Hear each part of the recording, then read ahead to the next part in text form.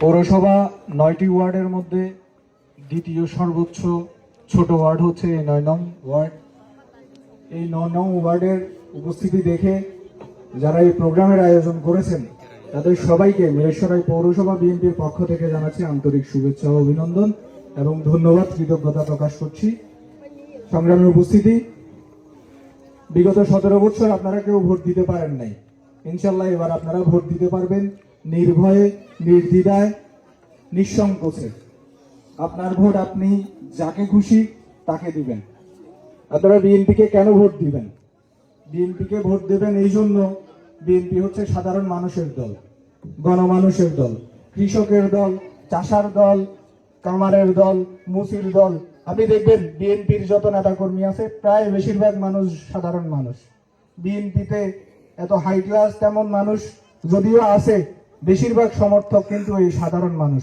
BNP হচ্ছে গণমানুষের দল। বিএনপি সবসময় গরিব, দুঃখী, মেহনতি মানুষের পাশে ছিল, ভবিষ্যতেও থাকবে ইনশাআল্লাহ।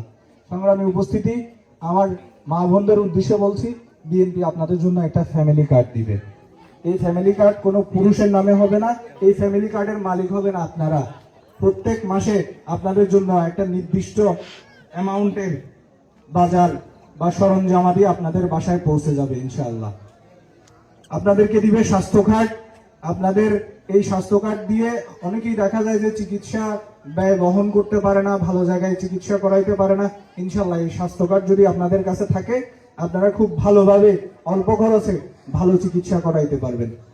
আর আমাদের মুরব্বিয়ান যারা আছেন তাদের উদ্দেশ্যে বলছি, আপনাদের জন্য বিএনপি একটি কৃষি কার্ড দিবে।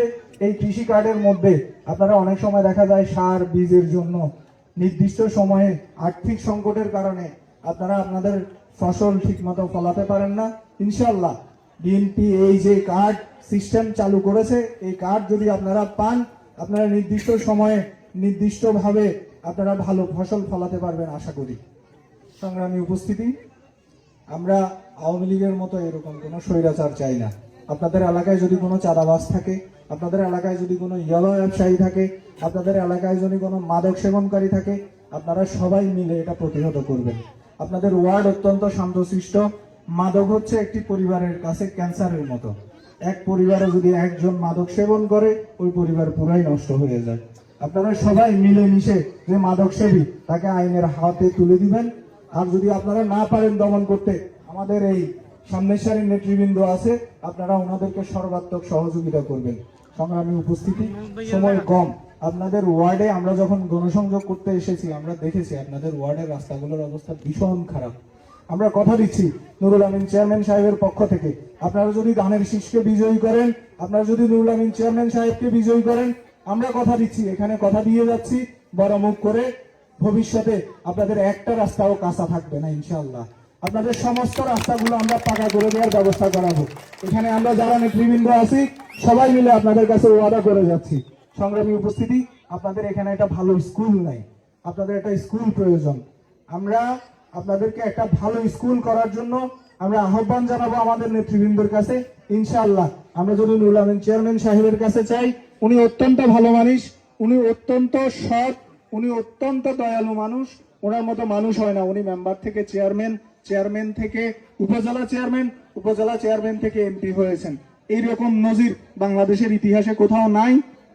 উনি, আপনারাও যাই ওনার সাথে সরাসরি কথা বলতে পারবেন।